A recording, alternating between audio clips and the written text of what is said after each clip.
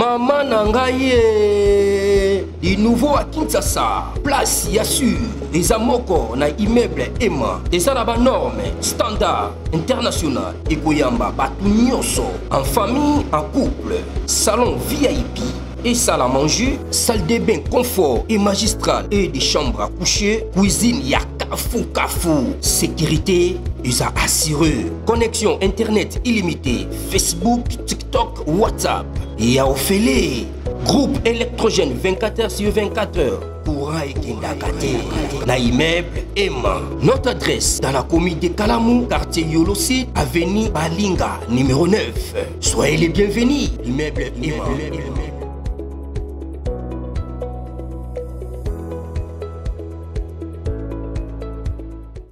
Bote bandeko balandi ya magazine d'actualité Christian chez vous bisikanoso bozuli baku ya kolanda biso mokolo ya lelo. Nous sommes aujourd'hui samedi le 16 août 2025. Bienvenue à ce nouveau numéro. En tout cas, l'actualité est belé mokolo ya lelo. L'actualité à semaine disons parce que oh tout ça la rétro ya semaine avec ndeko nanga oh tout ça presque chaque samedi on a pour analyser l'actualité. Nous sommes avec le procès Joseph Kabila. Procès Joseph Kabila, le rebondissement il a ébillé. Oui, dès le premier jour où il y a eu procès il y a Kabila, Steve Wemba ont tout publié à Kabila parce que tant greffier à d'autres temps identité d'ailleurs, on tout dit qu'on publie. Ah, donc justice congolaise reconnaît Kabila comme congolais. Attends une biographie au Kabila pisse. Mais durant le déroulement du procès, ministère public a coquille, qui a apporté un élément nouveau pour démontrer que Kabila n'est pas congolais. Effectivement, c'est ce qui s'est passé. Il semble que semaine Oyo, la partie civile, donc on se dit la République, a apporté ma preuve, la preuve tangible sur la nationalité de Joseph Kabila. Parce que Kabila a signé, HK, Hippolyte Kanambe. Alors que Ngwanda a abandonné depuis Kala, et même Kena, c'est lui l'auteur, il y a Lélo autre bien Joseph Kabila, c'est lui qui lui a donné ce nom là. Vous voyez? Mais, Nassi Batouké, tout ça la patience dans le procès Oyo et pour révéler Makambo et Belé. Ensemble avec Indeko, je crois qu'il y a Mkolelo, Yé Moutou a expliqué Bisso ce qui se passe là-bas. Bonjour Ndeko. Bonjour Bishop Moussa Diamzambe. Bon week-end.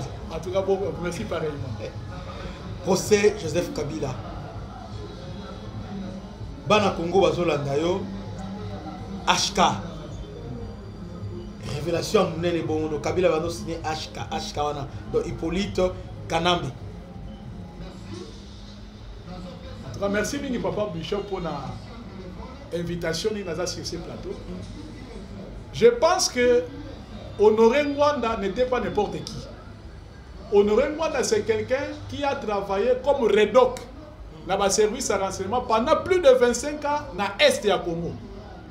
Vous savez que Mobutu a dirigé ce pays pendant 32 ans, mais Honoré Ngwanda a travaillé plus de 25 ans comme redoc dans la partie Est, donc il connaît des réalités aux dans l'Est.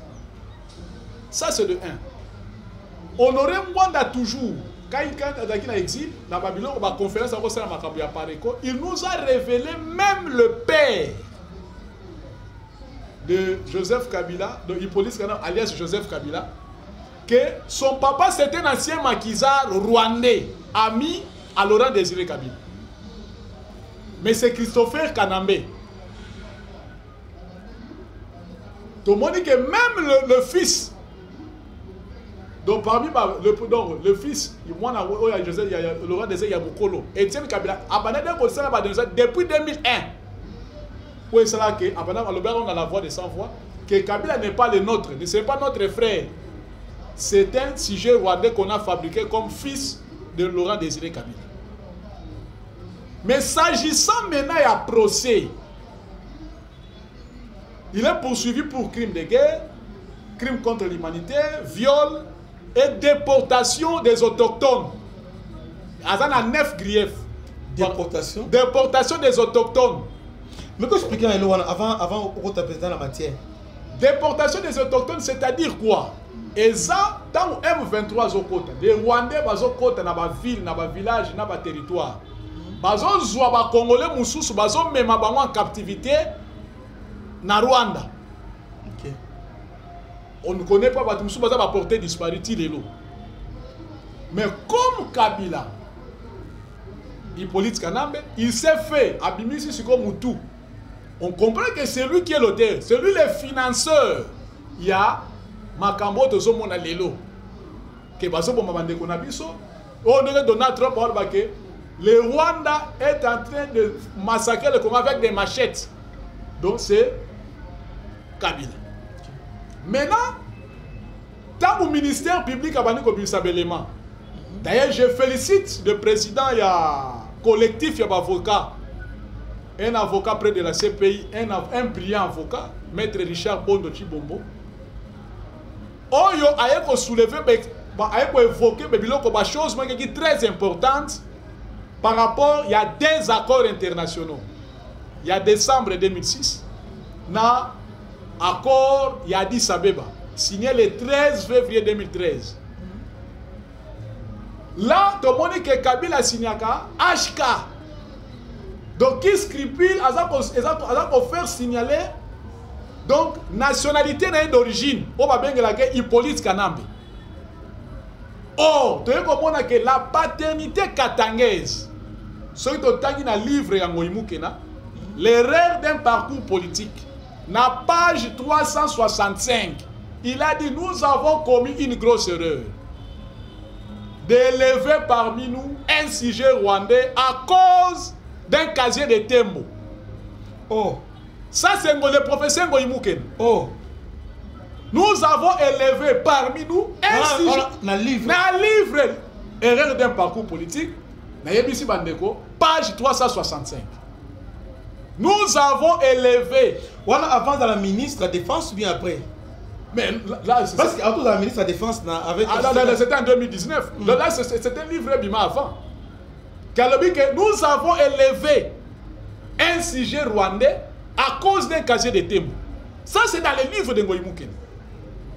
Alors, ce que Biloko Oyo, que l'avocat, le maître Richard Bondo, Biloko Bimisi a évoqué devant la haute cour militaire, ce sont des choses qui témoignent que Kabila n'était pas les nôtres. Parce que, aussi, Biloko a dit HK, H qui veut dire Hippolyte, K qui veut dire Kanambe. Donc, c'est-à-dire, il se référait dans sa nationalité d'origine. Si réellement, Azamouana et Laurent Désiré Kabila va démontrer biso document Oyo, un jugement supplétif, où ils ont dit que Azaki vraiment fils adoptif, il y a Laurent Désiré Kabila. Non, il y a le fils adoptif, c'est-à-dire moi, on a naturel. Mais moi, on a naturel. Maman Sifa Mahania est devenue la femme de Laurent Désiré Kabila en 87. Oh, c'est pas possible.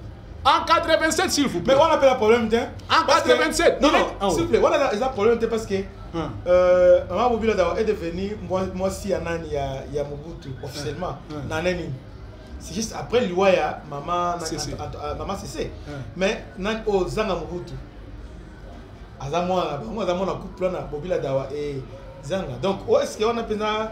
Bon, le problème c'est quoi? Vous savez pourquoi on a évoqué Lokoyo, Papa Bishop?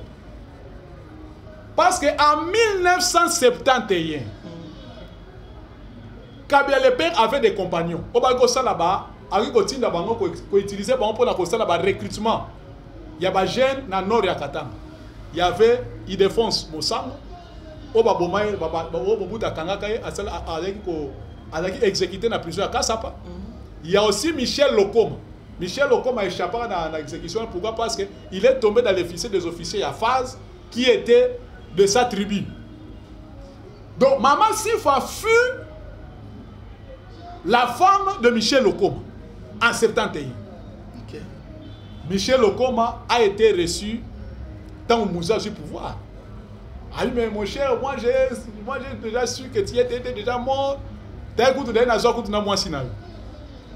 Mouzé l'a récompensé. D'ailleurs, Michel Okoma a été après l'Ivoire à Mouzé. Donc pour dire que il n'y a pas vraiment et pas la narraté. Et ça quelque chose qu'on a fabriqué. Parce que ce qu'on a dit dans Joseph Kabila a su pouvoir en 2001. On le disait seulement Joseph Kabila. Le nom de Kabang est venu après. Tout à fait. Donc c'est-à-dire, c'est quelque chose qu'on a monté de toutes pièces. Et j'espère que na biloko va évoquer d'ici quelques jours, je crois laisser le 21, que Oyo procès Zali. Mais perquisition partout, na GLM, la GLM, na la chaîne de télévision, perquisition. Mais ce que tu passes de la chaîne de télévision, parce que c'est du CML 13. CML 13, c'est la chaîne qui appartient à Pascal Niembo. Pascal Niembo, autrement dit, c'est le cousin de Joseph Kabila, le neveu de Mama Sif. C'était un homme fort. Ce hôtel, un hôtel Bianca, un hôtel Marie-France Vert qui vient après pour Amakelele. Donc c'est quelqu'un qui a beaucoup de biens. À qui DG à Centre national d'expertise, où il a sa expertise, donc c'est lui, ce hôtel, Pascal Niembo. Il est à qui na Brazzaville, quand il a su que le service est à Brazzaville, à Yamana qui est vers Dubaï, c'est lui qui était le recruteur, on a pas papipoum. On a pas papipoum. Mais pour moi, il y a ça. Mais ils sont en train de jouer les sales boulots d'Hippolyte Kanambe dans notre sol. Donc on a pas dit pro. Ce qu'on a dit, même mouvement, il y a Katakatang. Le financier. Donc c'est Kabila qui avait donné, qui utilisait Pascal Niembo de financer le mouvement Bakatakatang. C'était un mouvement insurrectionnel pour déstabiliser les Katang. Donc les amis, Kabila Yebakiam. Parce que Kabila avait 3 plans. Pour m'habiller un référendum, créer un chaos généralisé et de nous mettre un dauphin de son choix pour régner toujours comme un maître du Congo. Donc, ce procès, n'a pas la réalité belle. Et je crois que si le président de la République se référer à l'article 10, je crois que même si la situation de nationalité est aux à la toucher, parce que dans la citation, il y a infraction, il y a usurpation des nationalités. Comment ça? Mais quelqu'un a déjà osé dans la combo, il y a Hippolyte Kanambe. Donc le fils d'un ancien maquisard rwandais. Donc c'est-à-dire, déjà, ils ont créé vie juridique, ils ont créé ma vie juridique parce qu'un ancien président a une usurpation des nationalités. Et d'ailleurs, ils ont une infraction, une allégation mensongère parce qu'au cause de l'État congolais, c'est une allégation mensongère de très très haut niveau. Aujourd'hui, un secret d'État pour vendre à ton pays d'origine. Maintenant, ce qui est grave, ce qui n'est pas grave, mais ce qui est surprenant, c'est comme si l'auditorat avait une preuve tangible était contre eux. Parce que l'autre, la preuve, émission, tout ça, la preuve pesable, comme c'est ça. Mais je crois que je connais collectif d'avocats au Bazana, à niveau il y a la partie victime, parce que la partie victime c'est la population du nord, dans la victime il y a nord, la sud Kivu. Je connais qui est Maître Richard Bondo, je sais que j'ai confiance à la présidente collectif d'avocats où il y a la partie civile. Je sais que le 21, ça sera tout fait tout flanc. Le 21, est-ce que le 21, pour suite, je crois que ça sera le plaidoirie. Dans la plaidoirie, on a montré que place, élément, pièce sur le bima, où il y a sa matière, na cour pour la condamnation et la police.